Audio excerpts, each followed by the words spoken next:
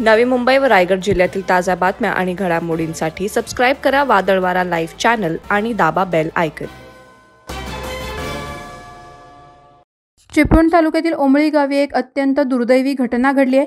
Cricket match खेळण्यासाठी गेलेला युवक हा मैदानाबाहेर पडत असताना त्याला अस्वस्थ वाटू लागलं। त्याला तात्काळ औषध उपचारासाठी डॉक्टरांकडे घेऊन जात असतानाच त्याचा दुर्दैवी मृत्यू झालाय। दिनेश दिलीप यादव, वय वर्ष 30, राहणार ओमळी गोंधळेकरवाडी असे या मृत युवकाचं नाव आहे। 11 फेब्रुवारीला नाथ खेरकी जाधववाडी येथे क्रिकेट मॅच खेळण्याकरता तो गेला होता। मैदानाबाहेर पडताना त्याला अचानक चक्कर आली, त्यातच उलटी आल्याने त्याला उपचाराकरता जवळच्या हॉस्पिटलमध्ये नेण्यात आलं।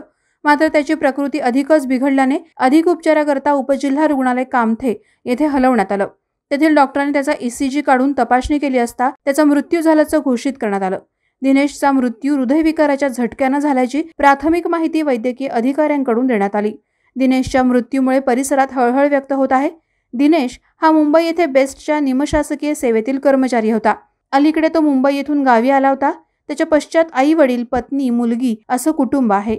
या दुर्दैवी घटनेने त्याच्या मुलीचं पितृछत्र हरपलं असून कुटुंबीय देखील मोठ्या धक्क्यात आहेत। वादळवारा लाईव्हसाठी न्यूज ब्युरो, रत्नागिरी। नवी मुंबई व रायगड जिल्ह्यातील ताज्या बातम्या आणि घडामोडींसाठी सबस्क्राईब करा वादळवारा लाईव्ह चॅनल आणि दाबा बेल आयकॉन।